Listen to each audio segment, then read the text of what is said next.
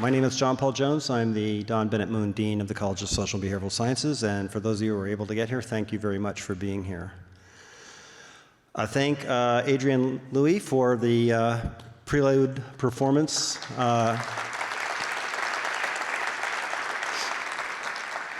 As I think you saw in the graphic, she is a volunteer with Tucson Medical Center Healing Arts Program, and I guess I have just one question for Julia Strange, who is VP for Community Benefit of TMC, and that is whether or not hip-hop is a healing art or not. Tonight's lecture is going to be, I think you'll find it really fabulous. It's Dr. Maurice Rafael Magaña, who is an assistant professor in the Department of Mexican American Studies in the college at the U of A. And he's going to talk about the intersection between visual and musical hip-hop youth culture that unites the state of Oaxaca and the city of Los Angeles. And there are many nods or resonances backward to the work of Jake Harwood on the solidification of identity, group identity in music, and also Professor Tawana Steptoe's lecture on polyculturality, and I think you'll also see the stage set for next week's final lecture by Celestino Fernandez on different genres of border music. Before we get started, I'd like to thank our financial sponsors, Mike and Beth Kasser, our title sponsors, our supporting sponsors, my friends Ken and Linda Robin, also my friends as community sponsors, Doctors Vivi and Adib Sabah and Joanne Ellison and Barbara Starrett. The Dr. Sabah and Joanne and Barbara both joined me and a number of other Magellan Circle travelers to the state of Oaxaca, so I know this lecture will be of special interest to them. And tonight we also welcome as a sponsor the Tucson Jazz Festival, which takes place in January. I'm grateful for the support of Yvonne Irvin and my neighbor, Elliot Glicksman and Joe Tasker, who I believe, if they didn't get held up, are here tonight. So hard to see with the lights. I'm also want to thank our media sponsors, the Arizona Daily Star, AZPM, and KXCI. You know, last week I asked everyone to become sustaining members of AZPM and KXCI, but I forgot to tell you the phone numbers to call, so let me do that now. For AZPM, you want to call 621-1600, and for KXCI, you want to call 623-1000, okay? Just in case you didn't know those numbers. And we also have a new downtown partner to thank tonight. That's Penka Restaurant, Patricia Schwabe over here on Broadway, and Ron Schwabe, and I want to thank them for all their support. And again, at Hotel Congress, Richard and Shana Oseron, Rudy Dadub, and Scott Stitler at AC Hotel, Park Tucson, Downtown Tucson Partnership, and not the least, the Fox Theater. So thanks to all of our sponsors for bringing us here tonight.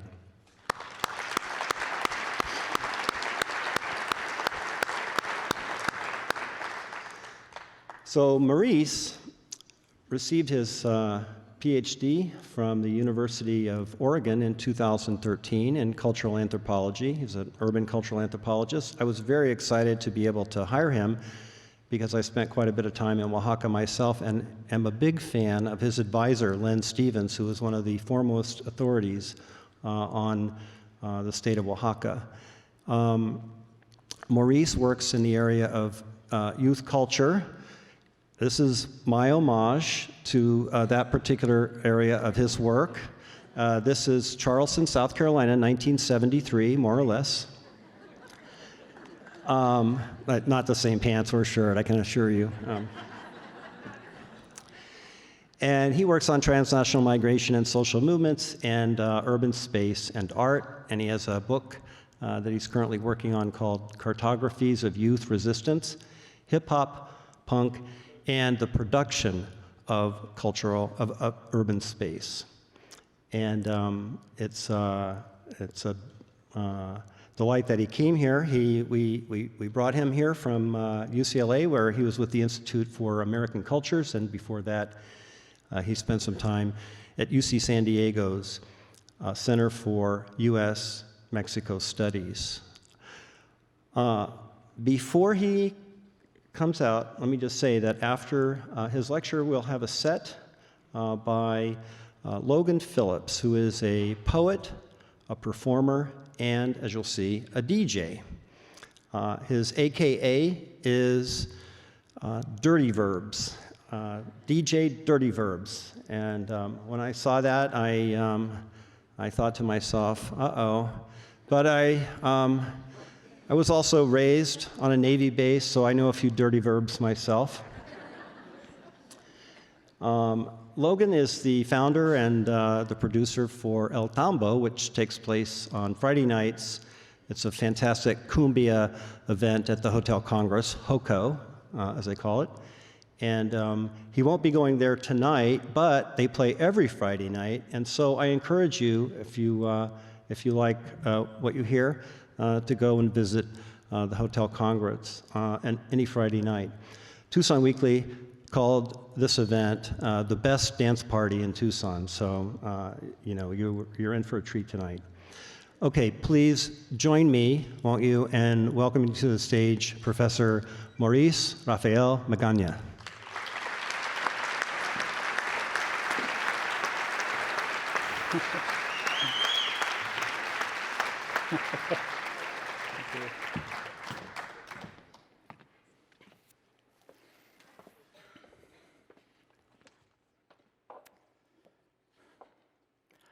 What can youth culture tell us about who we are, where we've been, and where we might be going? Common depictions of youth culture tend to focus on deviance and moral degeneration. For many people, youth culture represents nonsense at best, or is seen as promoting violent, over-sexualized, and materialistic messages at worst. What I want to suggest today is that such depictions miss the truly transformative potential of art produced by young people, especially young people from marginalized communities who rarely see themselves and their communities represented in a dignified light. The images that you see behind me represent young people using art to claim space and visibility, and in the process, redefine what it means to belong to multiple communities. In this case, Indigenous, Mexican, migrant, hip-hop, and punk communities. In contrast to the widely circulating depictions of themselves and their communities found in many forms of media and in political rhetoric that paint their communities in a negative light, the indigenous Mexican artists that I'm going to talk about today use art to represent their communities as complex and dignified people with dynamic and proud traditions. These are not bad hombres coming to steal your apple pie. And these are not a conquered people.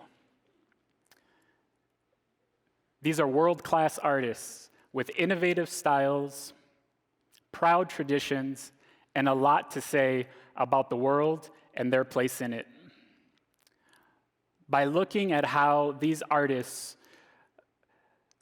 use visual culture, specifically murals, as a form of grassroots communication, we get a glimpse at how visual culture also serves as a language, right? A language of self-expression, a language that informs and articulates individual and collective identities and can be used to claim space and belonging. And in keeping with the theme of this lecture series on music, place, and identity, I'm going to be looking at how the visual language articulated through murals is in conversation with, is informed by, and also informs the sonic vocabulary of hip-hop music, Oaxacan brass bands, and other other traditions of music, right? And how together, in concert, the visual and the sonic act to inform the creation of identities, a sense of place, and of belonging, right? In doing so, what I want to highlight for you today is that music is about more than sound. Music mediates identity. It helps create our sense of place and how we imagine past, present, and future possibilities. One of the things that makes the murals that I'm going to be sharing with you today so powerful is their ability to transcend borders and cross geographic, social, and political space. These murals were created by indigenous Zapotec artists in their home state of Oaxaca in southern Mexico and displayed in Los Angeles.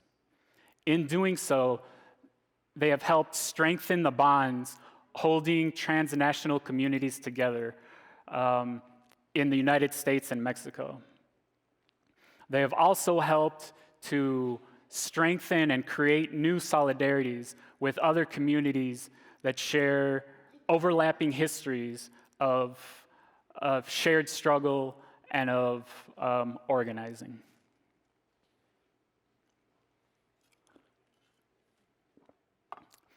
At a global level, youth face higher rates of unemployment, criminalization, and violence. In addition, access to meaningful public space for youth is highly restricted and policed, especially for young people who are from racialized communities, who are working class, and who belong to migrant communities.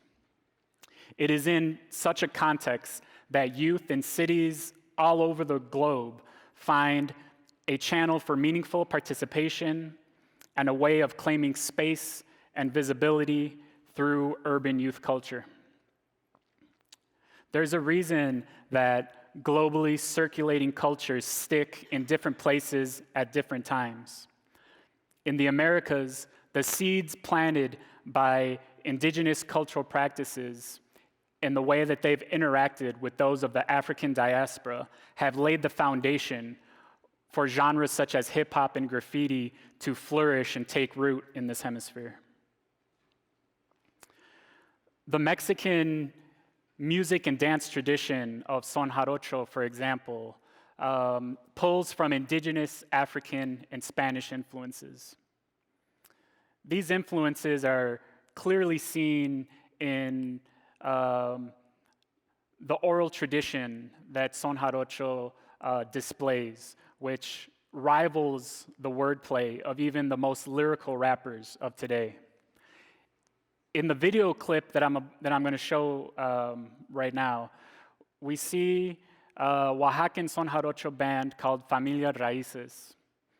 One of the members of this band, you're going to hear him articulate 2 decimas or 10-line stanzas where he masterfully weaves together hundreds of years of indigenous resistance, spirituality, and cosmovision.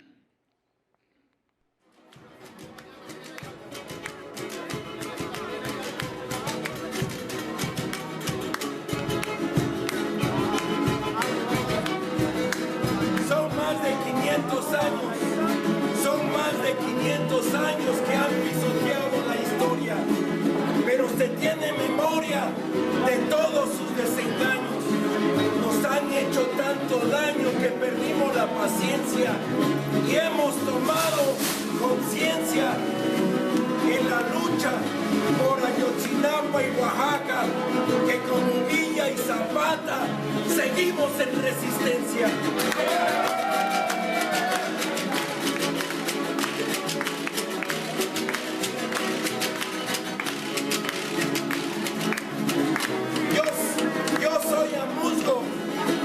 Soy amuzgo, soy triqui, soy tacuate, soy chatino, soy costeño, campesino, soy mije, también soy tigre, y traigo la sangre del timbre del Valle de la Cañada. Yo soy serpiente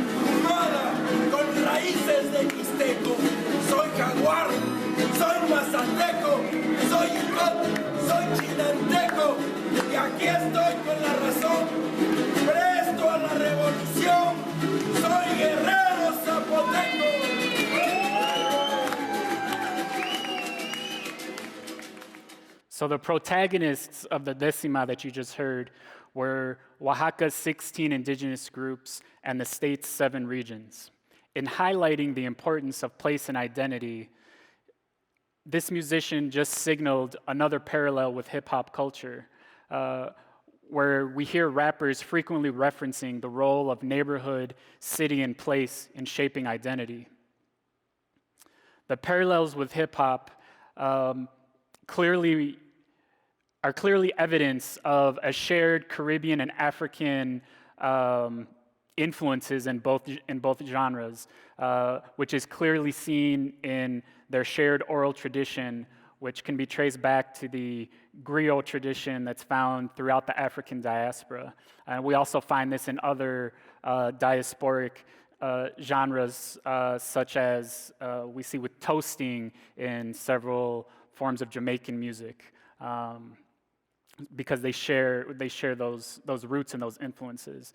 Another parallel between son jarocho and hip-hop that we're going to be exploring more throughout the talk is the intimate connection between the musical form and the dance.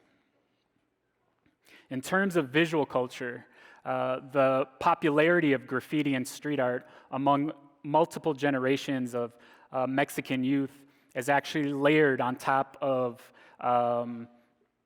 centuries of indigenous cultural practices of inscribing and painting on city walls.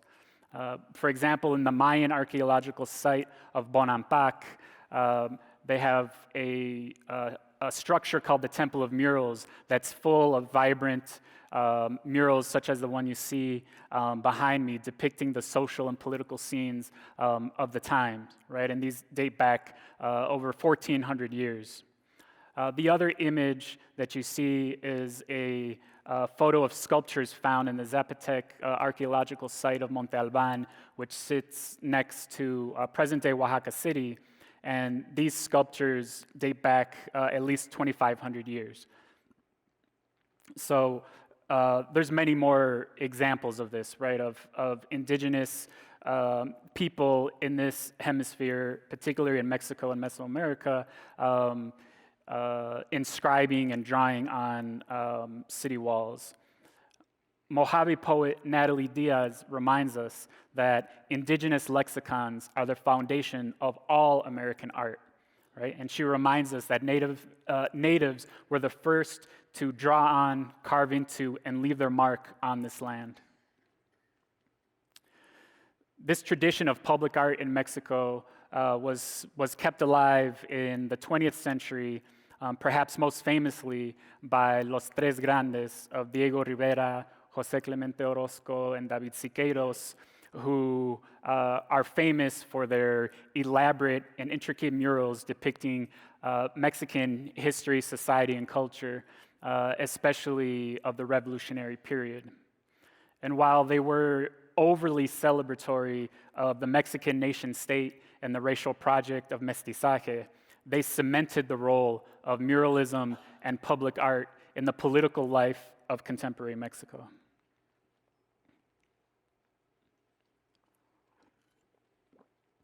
This tradition, this great Mexican tradition of muralism, has been reimagined in the United States by Chicano artists who were really put on the map at the height of the Chicano civil rights movement of the 1960s and 70s, where artists created beautiful, vibrant murals depicting everyday life and the contributions of working class and immigrant communities in the United States, thus challenging racist and xenophobic rhetoric that painted their communities in a negative light. And in the process, they also were challenging the myth of assimilation that one must forget their culture in order to belong in this country.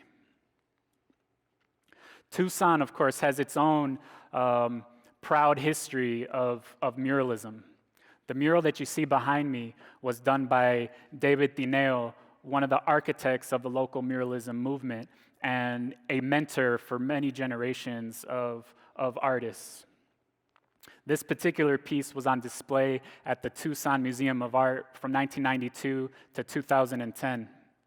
In it, Tineo depicts the history of Mexican Americans in Arizona and of indigenous people in the United States and Mexico since before either the United States or Mexico existed.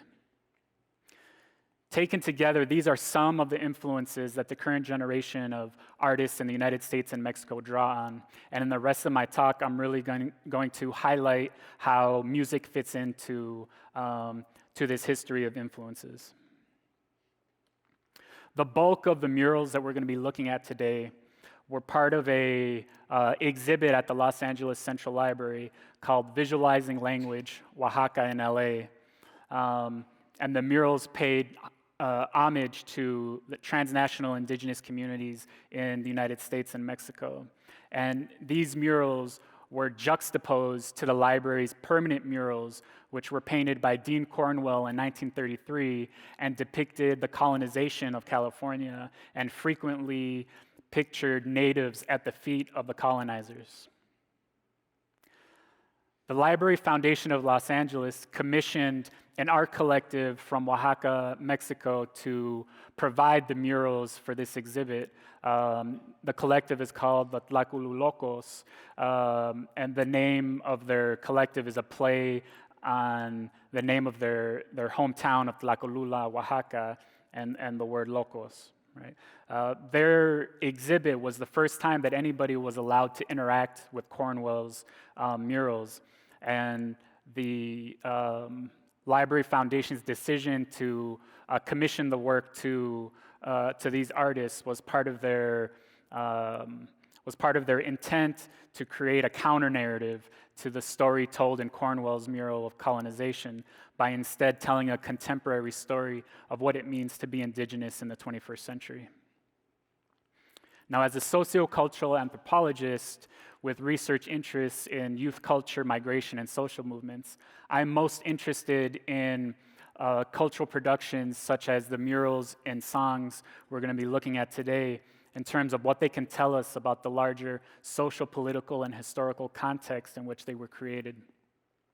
The work of the Tlajolulocos offers a very fertile ground for exploring these interests, as their work represents and layers multiple histories, cultures, and places. They combine symbols associated with indigenous Zapotec life and their home state of Oaxaca, and they combine this with symbols from LA street culture and hip-hop culture.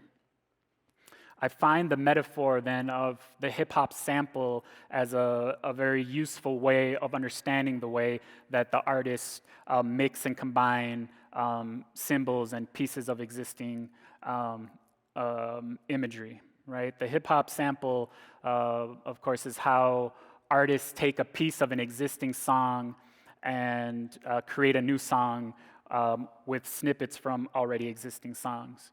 Right? Sampling is how, for example, a 1977 song by the Isley Brothers becomes a hit song for the rapper Ice Cube in 1992. Here I'm going to play a clip of the Isley Brothers original and then of the Ice Cube sample.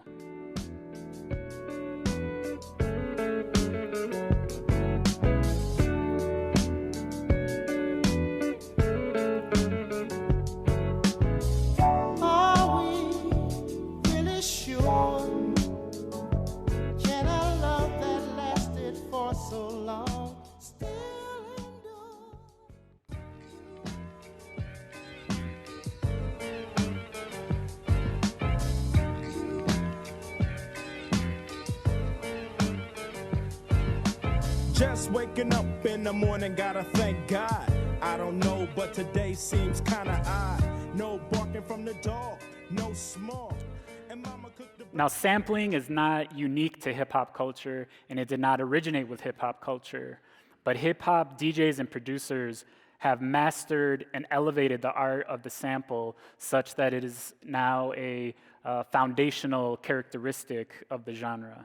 Right? And the Tlajolulocos, through their visual sampling, blend symbols of cultures and places that at first might seem disparate, but through their art, the Tlajolulocos show how these cultures and places are actually intimately connected. In this mural entitled Wherever You May Go, we see 3 heavily tattooed women who combine traditional Zapotec dress with clothing that is globally manufactured and circulated. While at first this might seem like a contradictory usage of symbols, that is actually a big part of the conversation that the artists are intending to provoke, right? Indigenous people do not exist in some ahistorical space outside of the influence of technology, migration, and urban culture, right? The artists are also critiquing representations of indigenous culture that not only paint it as something static, but as a commodity to be consumed, right, by tourists and by other outsiders. The text in the background that says Oaxaca, California, speaks to the historic, economic, and cultural importance of migration between Oaxaca and California. Oaxaca has been sending its people in large numbers to the United States and particularly to California since the launch of the Bracero program in 1942. In this binational agreement between Mexico and the United States, millions of Mexican peasants from deep inside the country were recruited to work the fields in the United States during World War II, when the majority of working age people in this country were somehow tied up with the war effort. Now, these Mexican farm workers were originally hailed as saviors, right, of US agriculture. But the Bracero program itself actually far outlived the Second World War. Due to heavy lobbying from the agricultural industry, the program actually lasted all the way until 1964. And it existed at the same time as the United States government was deporting millions of Mexicans, right? But even through these campaigns of mass deportation and exploitative programs like the Bracero program, the connections uniting California and Oaxaca cannot be erased, right? Today, for example, over 120,000 indigenous Oaxacans reside in Los Angeles County alone, with another 60,000 in surrounding counties. The presence of Oaxaca and California and of California and Oaxaca is so great that many people refer to this non-contiguous region as Oaxaca, California.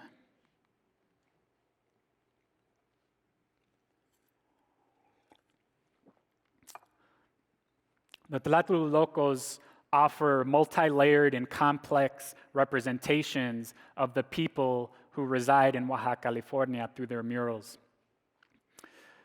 Their art reflects multiple influences, cultures, and histories from multiple locations interacting with one another. This, in many ways, of course, is representative of migration itself. For example, we have the woman in the pink blouse with the headscarf, who is both the blouse and the headscarf are, they mark her as being from the artist's hometown of Tlacolula, Oaxaca. She combines this traditional Zapotec clothing with a pair of pink Adidas, right? Thus combining the symbols of indigenous Zapotec culture and urban hip-hop culture. The Adidas, in many ways, has been synonymous with hip-hop since at least the 1980s, right? When DJs, B-boys, B-girls, and rappers would adorn themselves in Adidas tracksuits and tennis shoes. This connection between hip-hop and Adidas was immortalized in the 1986 Run DMC song, My Adidas.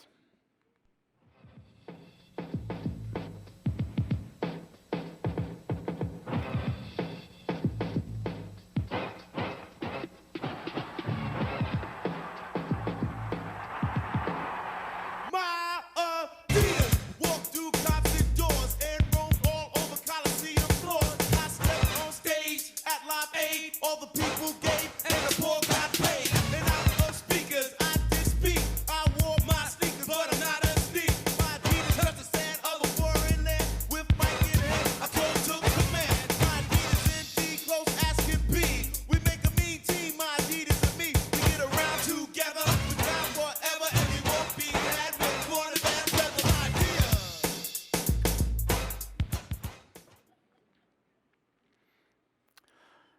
Also, I want to point your attention to the same woman in the pink to her tattoos, right? The Coca-Cola lettering on her forearm reads, "Where are you going?" in Zapotec.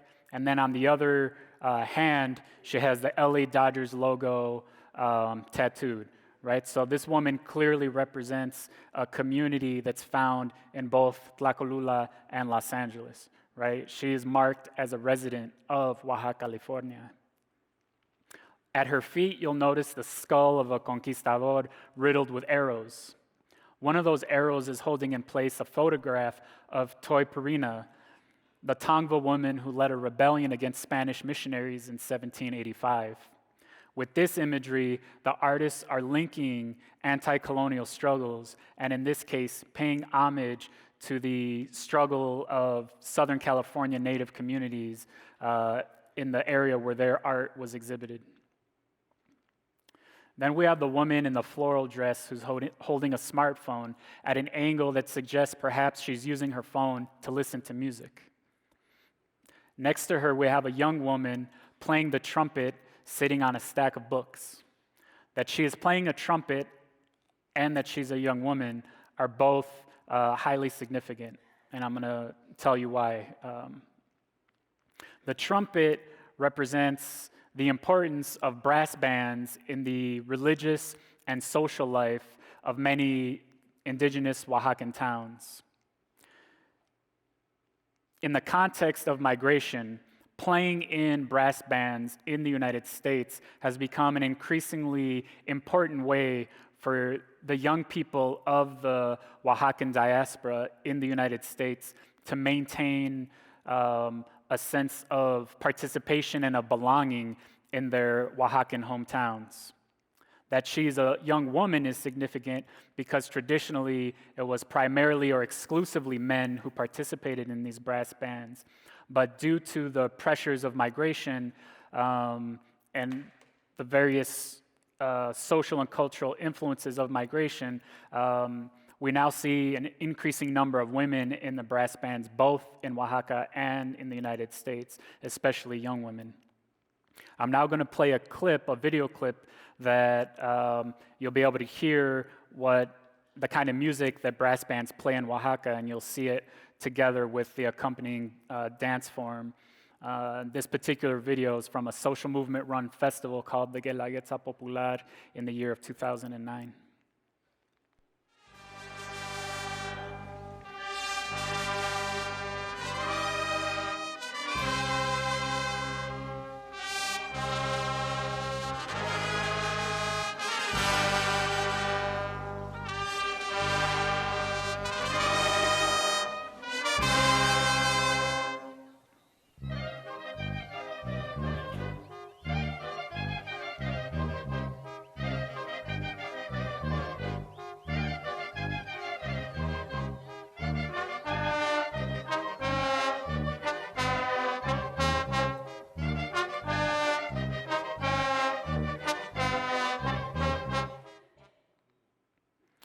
Now, the artists reference these music and dance traditions in their murals, which is what they're signaling with the young woman playing the trumpet.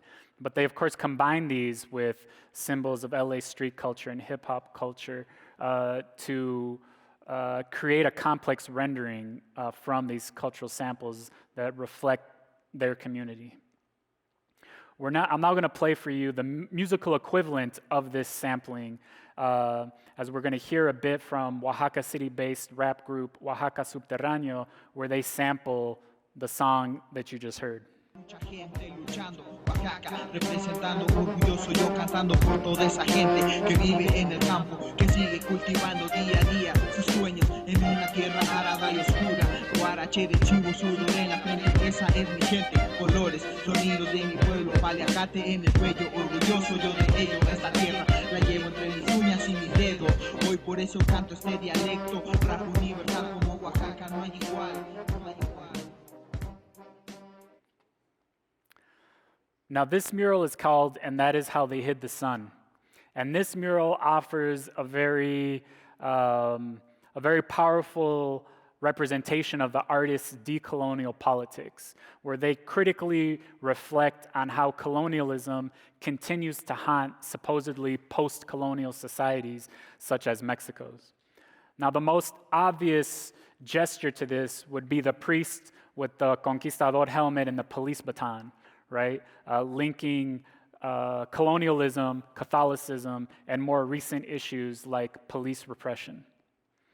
But I think the more interesting, at least to me, the more interesting commentary on the artist's decolonial politics is seen with the young man who's in the center of the scene, right? One place to start to unpack the decolonial politics of the artist is by looking at his tattoos, right? So the young man, if you'll notice, on his legs and on his arms has jaguar rosettes tattooed. Right? In Mexico and in Central America, these are worn by warriors, right? So one would think that as an indigenous jaguar warrior, he would be charged with protecting his community from colonization and spiritual conquest. The artist disrupts such an easy reading, though, of their decolonial politics in various ways.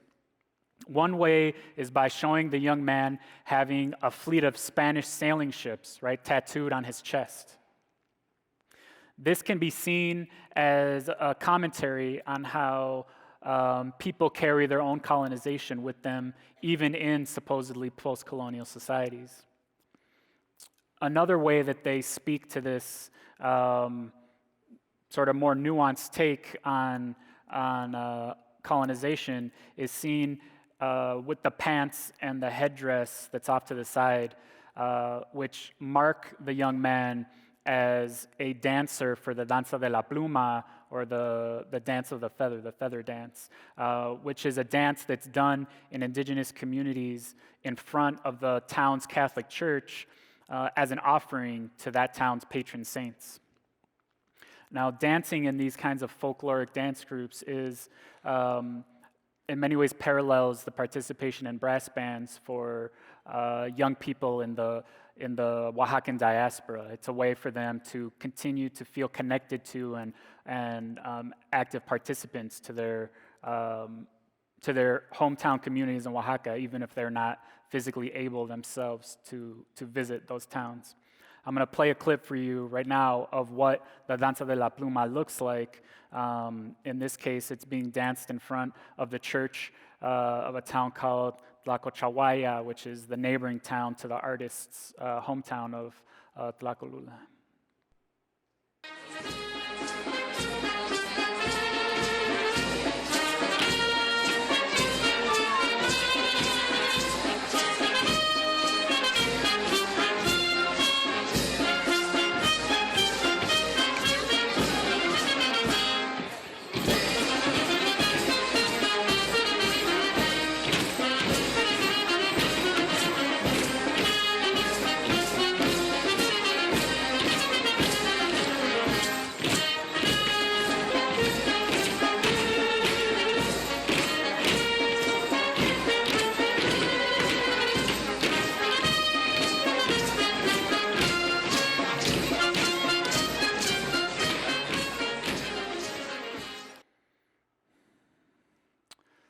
So we see then in this mural this continued theme, right, of combining symbols of indigenous life with those of the urban context that many youth in the Oaxacan diaspora call home.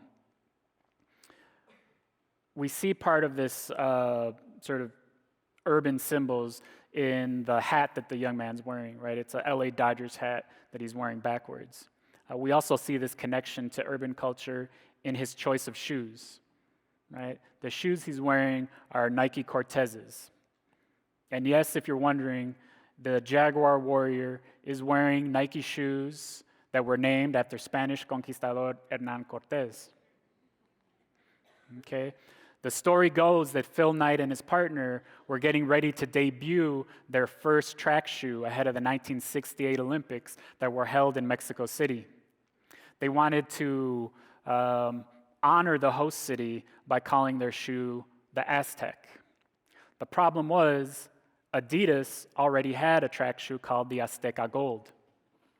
So with their first choice name of the Aztec already taken, Phil Knight and his partner decided, I guess, to take a dig at Adidas and name their shoe after the Spanish conquistador, Hernan Cortés, who famously, of course, pillaged the Aztec Empire.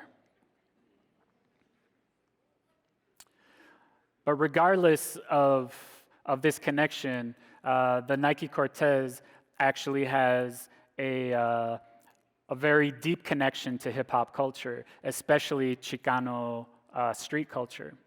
Nike, being aware of this connection, has actually commissioned world-renowned Chicano tattoo artist, Mr. Cartoon, who's pictured here, to design a couple of series of special edition Nike Cortezes, right? Many of them are very LA-centric, but they also include Mr. Cartoon's version of the Aztec warrior, right? So many years after their initial attempt, Mr. Cartoon finally delivered Nike their Aztec shoe. Now, this connection between the Cortez and Chicano street culture is also evident in the clip of the song that I'm gonna play for you from San Diego rapper, Chicano rapper Lil Rob, in his 2008 song called My Cortez Shoes. It's a little Rob. We go through them hard times, man. Just gotta keep our heads up and keep on walking, you know.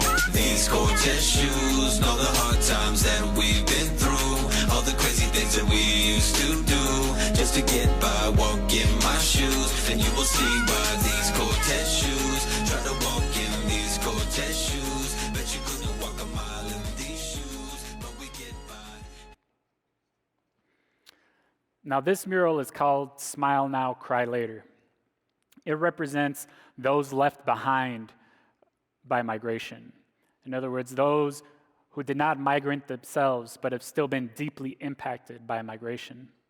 I'm going to play a clip of a documentary by indigenous Oaxacan filmmaker Yolanda Cruz, where we hear from the woman depicted in the mural and one of the artists, where they offer their interpretations on the mural. A la gente que se queda acá, toda la familia queda triste aquí, las esposas se quedan con los niños, con todo el cargo. Entonces aquí se apoyan unos con otros. Allí me imagino ha de ser más difícil, estando solo. Sí. Como todo tiene como que esta onda de la fragmentación de la familia. Eso representa la lágrima. De los niños también sufren acá. Y tiene unos plumones en su mano. No sé, a lo mejor y quiere decir que igual después va a ser un gran artista. Pero hay que dejarlo ser, ¿no? Now, the story of hip-hop is deeply connected to histories of diaspora and of migration, right? From the African diaspora to more recent migrations from Latin America and the Caribbean to the United States. This mural speaks to the connection between migration and hip-hop through its sampling of hip-hop culture. For example, the gesture that the young man is making with his hands by intertwining his middle finger and his ring finger is a common symbol in hip-hop culture, representing either the West Coast or the west side of a city or of a neighborhood. Right here we see Tupac throwing the W in the one image. But then if we look at his tattoos on his back, he has the drama masks, right, of comedy and tragedy, and the text underneath them reads, "Smile now, cry later," right, which is not incidentally the name of the mural, right? There's a heavy connection between this idea of smile now, cry later in hip-hop culture, especially in Chicano hip-hop, right? It has become sort of a philosophy, right, of how you live life, right? You smile now, you cry later, deal with the consequences later. But this in and of itself is actually a sample from a 1966 soul record by the band Sonny and the Sunliners, who recorded a song called Smile Now, Cry Later. And those of you who were present for Professor Steptoe's lecture last week might recognize Sunny and the Sunliners. She talked about them in the context of cultural blending and polyculturality, right, in her talk. And now we're going to hear a clip of their song, Smile Now, Cry Later. Smile for my friends and cry later. I'm gonna smile for my friends and cry later. Yeah, smile for my friends and cry later for you. For you.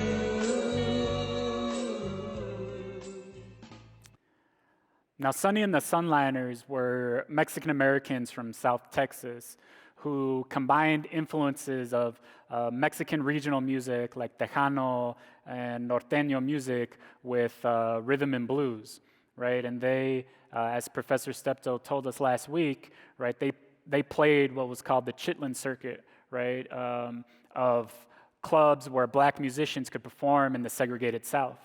Right, because of the history of segregation, particularly in the Southwest, right, where Mexicans and Mexican Americans were also barred from using the same facilities as whites. This actually opened the opportunity, right, for Mexican American artists such as Sunny and the Sunliners to have cultural exchanges and mutual recognition with African American artists.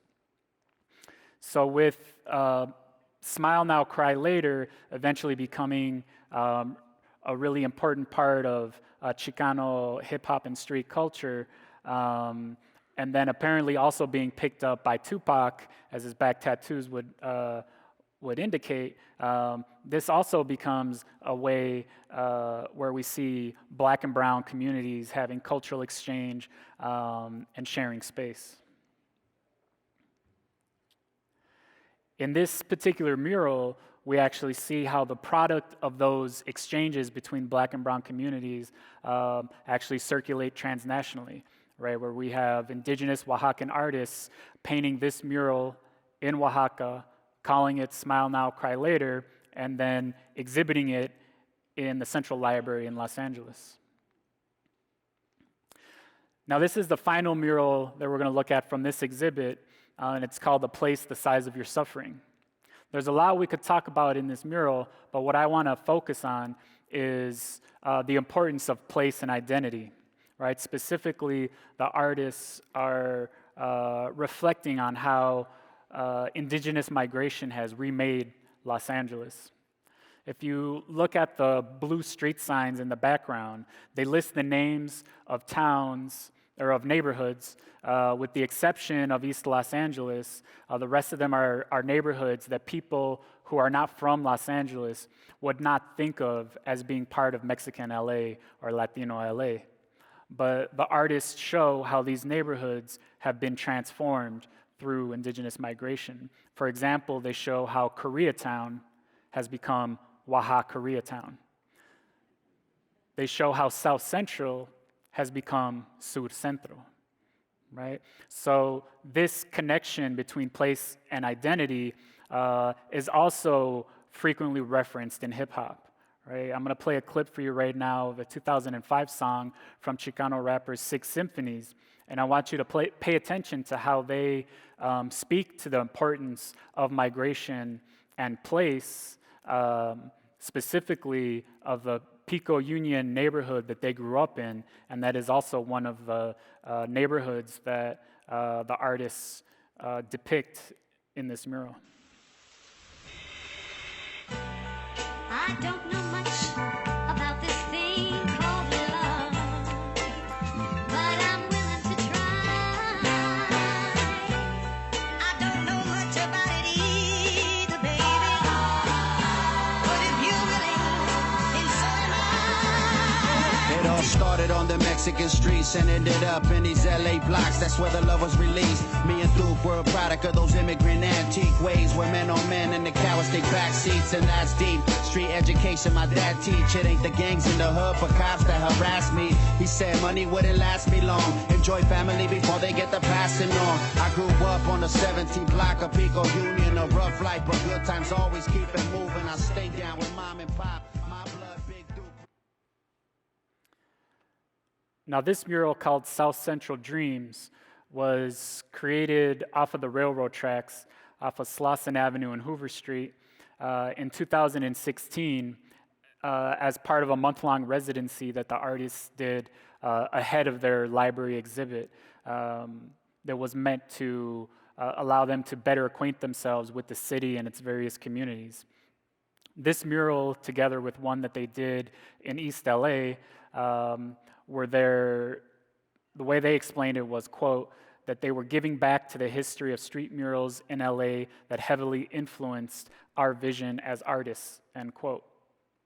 We again see the theme, right, of depicting young indigenous people who combine cultures, traditions, and blur the lines between geographic spaces and histories. Right? We have the blouse that she's wearing is a traditional blouse from the Zapotec Central Valley, and she again combines this with, for example, the LA Dodgers logo tattooed on her face, which again is a common theme. And we also see her taking a selfie with her phone, right? Which is another theme that we see in their murals, right? And the significance of her taking the selfie could be seen, right, as challenging the invisibility of indigenous people in the United States and Mexico more broadly, but specifically of indigenous youth migrants, right? She is proclaiming that she is here, right? And she's also taking control of her image and of her representation. But a unique symbol that we see in this mural that's unique to this mural and also to the location of the mural in South Central, right, is the Black Panther tattooed on her forearm, right? Underneath it, it has the text Black Power, right? This is the artist's way of recognizing South Central's long-held place as the heart of Black Los Angeles, right? And the Black Panther representing also South Central's significance as a key location in the Black community's organizing in Los Angeles, and specifically of Black Panther organizing in Los Angeles. South Central, as the artist alluded to in the previous mural, has largely become Sur Centro at this point, right? South Central is majority Latino. It has a large population of indigenous Mexican and Central Americans in it, but it continues to be and has long been a shared space for Black and brown communities in Los Angeles to develop mutual recognition and cultural exchange. These are themes that are touched on in the video that I'm going to show you a clip from next, which is from a 1996 song by Tupac called "To Live and Die in LA." And now, in addition to the obvious shout out to Mexicans in LA that he makes, I want you to pay attention to how he speaks to the shared struggles and resistance by Black and brown communities in California under then Governor Pete Wilson. To live and die in LA. Let my angels sing.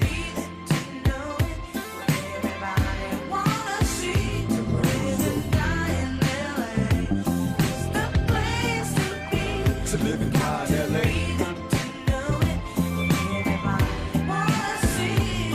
Cause wouldn't be LA without Mexicans. Black love, brown pride in the sets again. Pete Wilson trying to see us all broke. I'm on some bullshit. Out for everything they owe. Right, so in addition to the obvious shout out where he says it wouldn't be LA without Mexicans, Tupac also speaks to the shared struggles and organizing that united Black and brown communities in California under a slew of anti-immigrant, tough on crime legislations and cuts to the social safety net.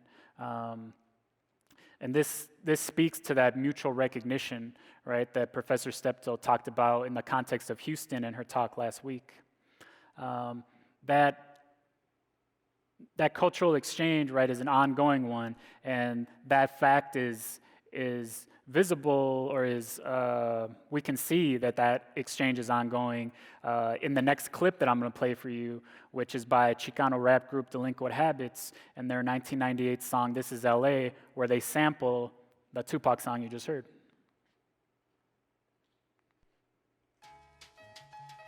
You guys can't do this. This is America. This is America, Jack. This is LA.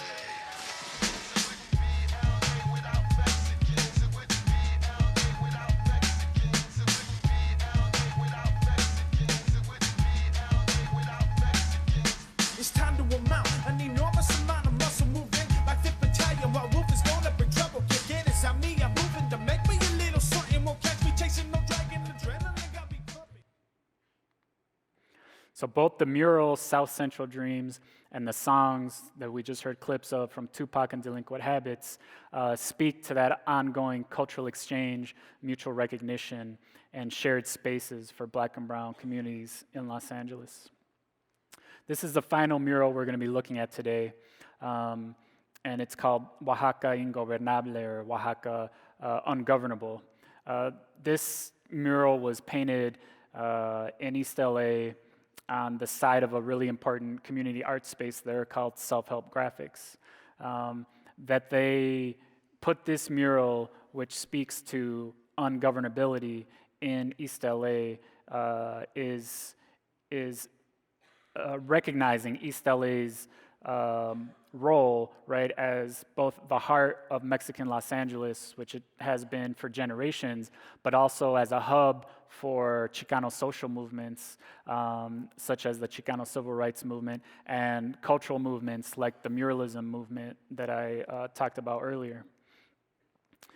East LA is also home to more recent movements, including those protesting anti-immigrant policies, police brutality, and gentrification. But the title, Oaxaca Ungovernable, speaks to the place of Oaxaca in Mexico as an epicenter for resistance movements that actually goes back to pre-Hispanic times, where indigenous groups like the Mijes resisted incursions from the Aztec Empire and then eventually the Spanish Empire. In current times, Oaxaca continues to be an epicenter for social movements. Today, these are largely movements against neo-colonial land grabs by both the government and multinational corporations tied to mining and wind farms, for example, as well as social movements protesting government corruption, state violence. In 2006, Oaxaca was home to a popular social movement that took grassroots control of the capital city for 6 months. We're going to see a video now from a rapper, Marea Advertencia Lírica, who was actually involved in the 2006 social movement. And in her video, she actually speaks to this reality, but connects it to a broader wave of resistance in Mexico today in the context of the drug war and the role that the government has played in perpetuating violence. So I want you to also pay attention to how she combines, right, the visual and the sonic, right? She juxtaposes in this video images of migration, footage of protests in Mexico against the government's role in the disappearance of 43 Teachers College students from Ayotzinapa, and frequent references to political and religious corruption. We see her layer this on top of music that sounds like Baltic brass bands, and we see choreographed hip-hop dance, all of this come together in her 2006 video, Bienvenidos, or Welcome.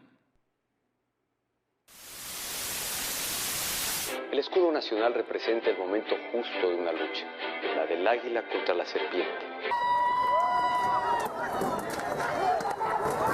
Nadie duda que el águila le ganó a la serpiente.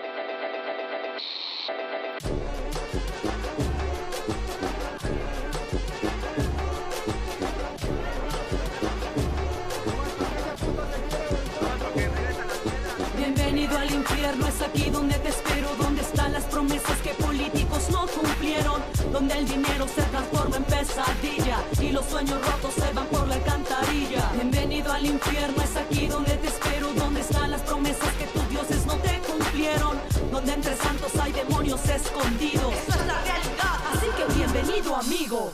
Tercermundista marginada por herencia, nacida al sur del norte donde el sueño comienza. Tener paciencia no es opción cuando se espera el progreso que a mi gente hace tiempo le prometieran. Sigo buscando el bienestar y no lo veo, solo veo las huellas de la explotación y el saqueo.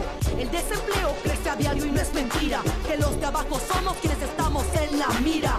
Somos testigos de un estado de derecho donde solo se actúa si se trata de su provecho.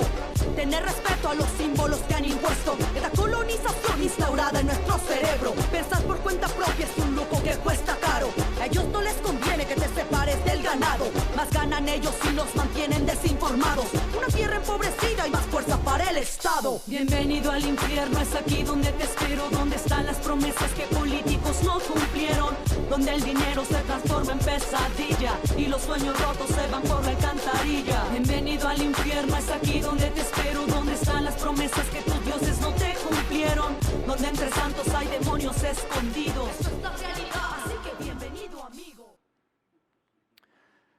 Now, in addition to being active in the 2006 social movement in Oaxaca, Mare has actually become increasingly involved and connected to the Oaxacan community in California.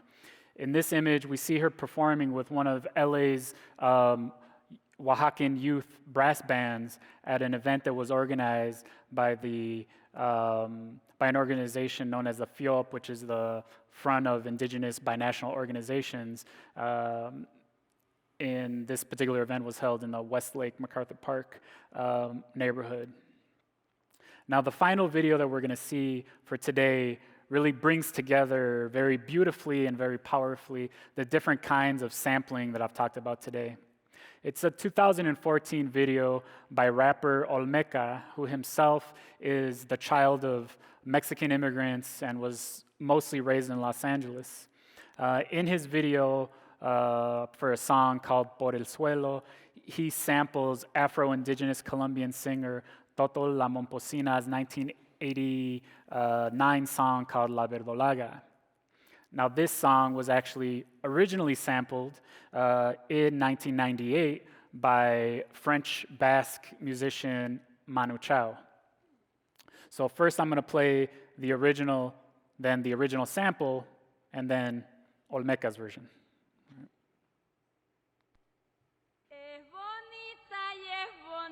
Y la verdolaga por el suelo, bonito como se riega y la verdolaga por el suelo, ay como se riega por el suelo, ay ella bonita por el suelo, ay es verdecita por el suelo, ay la verdolaga por el suelo, ay la verdolaga por el suelo, ay yo la sembré por el suelo, ay yo la sembré.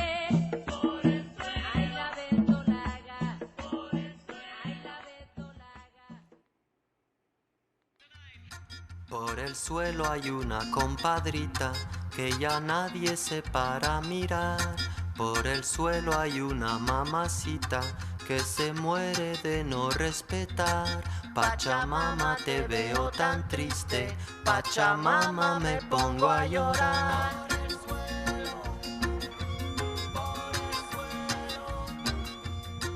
Esperando la última. Okay, so in addition to how Olmeca blends the original with hip-hop and trap music in his version of Por el Suelo, I want you to pay attention to how he visually samples, right, images of black and brown social movements, such as the Black Panthers and the Brown Berets. He combines this with images of music icons like Nina Simone and Manu Chao. He then also incorporates footage from the 1970s or 1980s of b-boys and b-girls, and all of this while he raps alongside a Bolivian dance troupe.